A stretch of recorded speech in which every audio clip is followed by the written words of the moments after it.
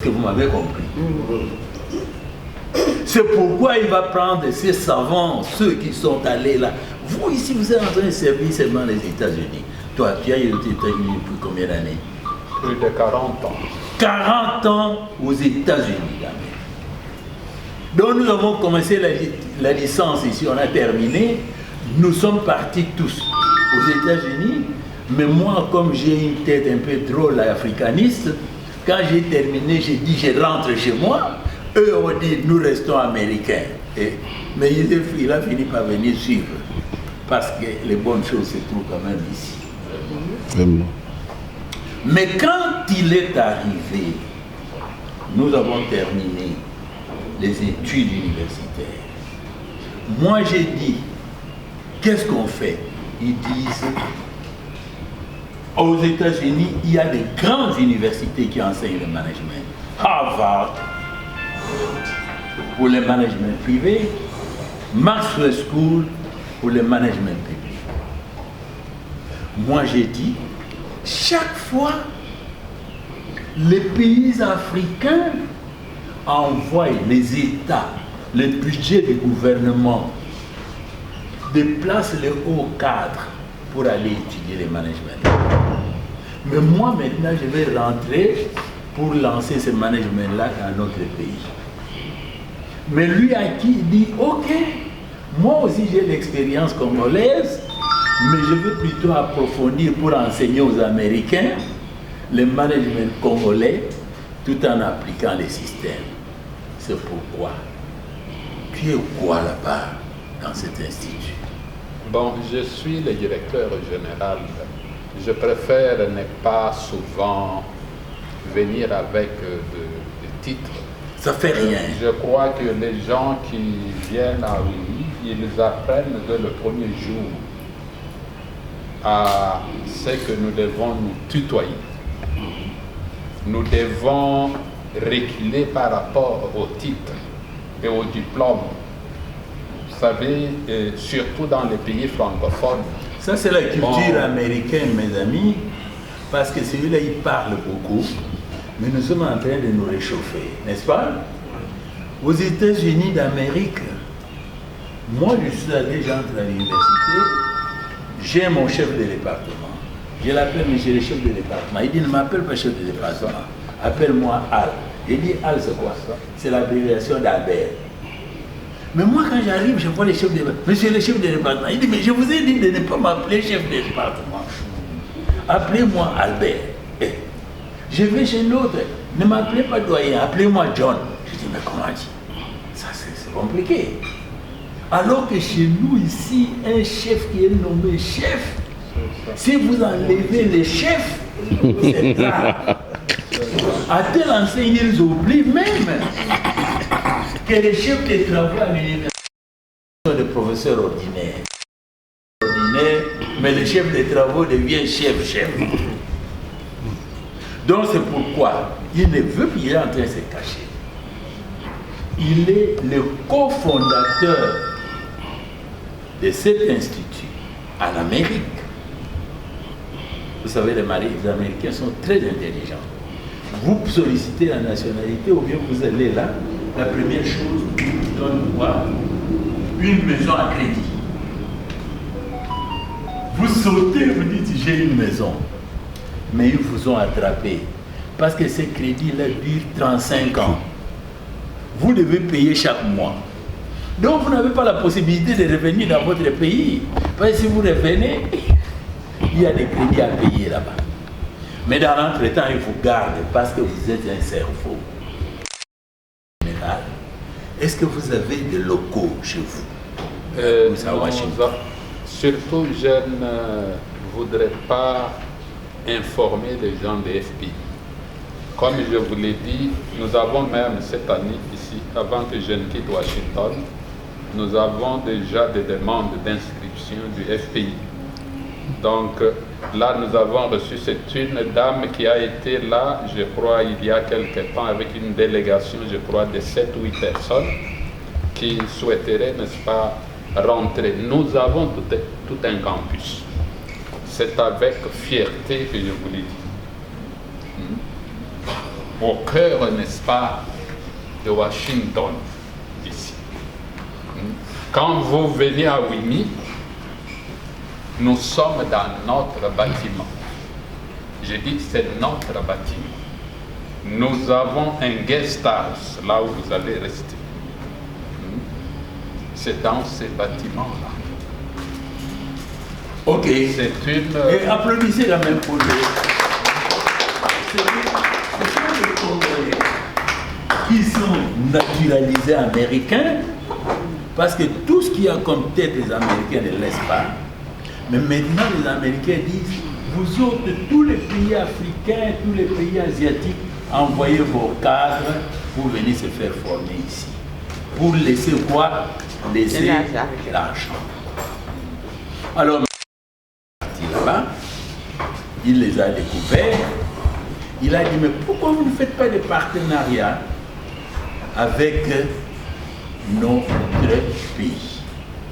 C'est pourquoi maintenant vous entendez les universités qui créent des liens pour pouvoir travailler ensemble.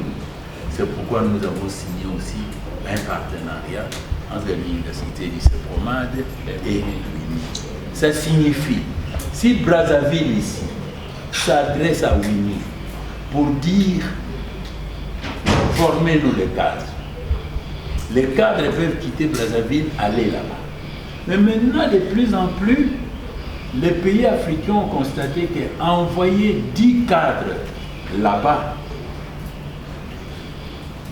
ça coûte plus cher que faire venir un expert de là ici. Et elle est maintenant, voilà, maintenant, elle veut faire un témoignage. L'expérience de ses promesses. Parlez-moi. Dit que les Américains, les pays africains commencent à réfléchir, comme vous savez, ils ne sont plus comme dans les temps, oui, non. Alors maintenant ils raisonnent. Ils disent, mais que faire pour réduire le budget des formations? Au lieu d'envoyer 10 cadres aller se faire former à l'extérieur, aux États-Unis ou ailleurs, ils cherchent des compétences locales. Alors, l'université du Sepromad, comme le professeur Saman vient de le dire, quand il est revenu des États-Unis, avec objectif ouvrir une université de management, comme on fait aux États-Unis, en Afrique, notamment au Congo, l'université a une branche de formation en dehors de l'université. Il a été beaucoup sollicité. C'est pourquoi j'ai parlé de Moussoji, de Sodimisa à l'époque, où il a formé plusieurs cadres. Okay. Tout simplement pour que cette entreprise qui sortait des milliers de dollars pour aller former les gens à l'extérieur, que ces gens puissent être formés ici pour qu'ils gagnent en termes de formation. Alors, il y a quelque chose, vous devez le savoir. Mais madame ne le dit pas clairement. Le professeur a été humble. Mais il dit qu'à la différence de ceux qui vont étudier l'anthropologie, pour savoir comment étudier ce qu'on appelle les institutions traditionnelles. Ceux qui font la sociologie pour étudier les relations humaines. Ceux qui font l'économie pour étudier la relation, l'offre et la demande. Ceux qui font le droit pour s'imbiber de ce qui est normatif. Citer le nombre d'articles. Mais celui qui a fait le management, il a comme préoccupation aimer l'argent. Et c'est créer l'argent. Est-ce que vous m'entendez? Est-ce que vous aimez l'argent? Celui qui n'aime pas l'argent, qu'il montre les doigts. Vous aimez tous l'argent? Oui. Bon, applaudissez pour vous. Lui, il applaudit timidement. Il ne semble pas être très convaincu. Mais attention, l'audit est là. Alors si vous faites semblant, vous n'applaudissez pas. Il va dire, mais pourquoi il n'a pas applaudi? Mais l'argent que nous créons, dont je vous apprends à créer l'argent, nous l'avons fait, et madame est timide, mais je préfère vous le dire ouvertement, aujourd'hui Saman est millionnaire. Je suis pas timide, mais je veux. La litanie est longue. Les entreprises où les promotes est intervenu pour former des cadres. La litanie. Est-ce que vous entendez ça? Oui. On est millionnaire. Pourquoi on est millionnaire? On est millionnaire parce que comme le président de la République a dit dernièrement, pendant mon mandat, je dois former de quoi? Des millionnaires. Est-ce que vous avez déjà réfléchi comment on peut former des millionnaires et comment vous-même vous pouvez devenir millionnaire? Vous pouvez vous classer dans ce groupe-là? Est-ce que vous avez déjà réfléchi à ça? Donc si je viens ici, c'est pour vous provoquer. Pour que non seulement vous puissiez entendre parler, mais vous puissiez aussi agir. Alors nous, comment on est devenu millionnaire? C'est-à-dire la première fois que j'ai dit million, c'est dans la formation. Ce qu'eux font à Washington, j'étais dans les sociétés minières. J'ai terminé SNCZ, c'est là où j'ai commencé. On va à la Simco, Sodimco, Sodimza à l'époque. C'était canadien. On dit d'aller animer un séminaire comme celui-là. J'arrive, nous animons les séminaires pendant 7 jours. Quand on a terminé, je vais sortir, le DG m'appelle. J'arrive, professeur. Je veux vous dire quelque chose.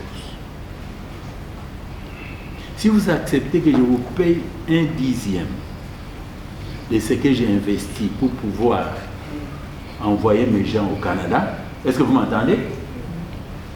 Je signe un contrat avec vous. Sans réfléchir, j'ai dit OK. Mais derrière cet OK-là est sorti déjà un contrat de 3 ans stipulé en millions. Au moins ça atteint 1 million. Est-ce que vous entendez?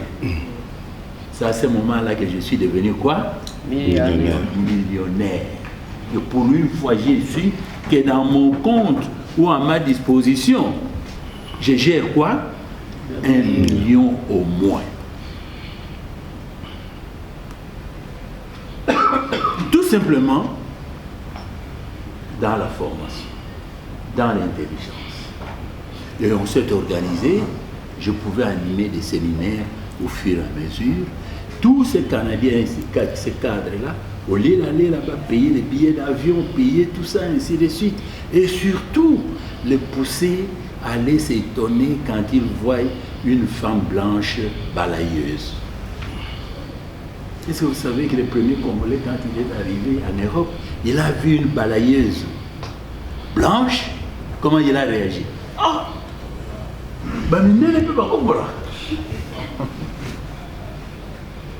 Parce que ça, c'était le travail de qui? Des nègres. Je m'arrête là. C'est pourquoi il faut vous poser la question, vous, qui êtes à FPI. Le président a dit, pendant son mandat, il va former quoi?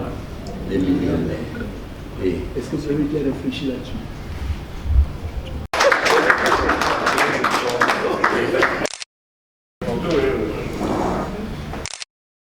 Maintenant, développer les pays, puisque les Occidentaux, après la guerre mondiale, ils ont utilisé cette politique d'aménagement des territoires, qui est l'aménagement des territoires, qui est l'élite qui se couche des développeurs.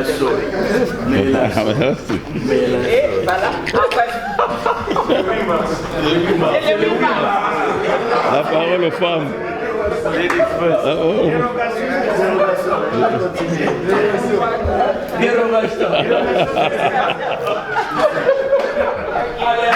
Le 8 mars.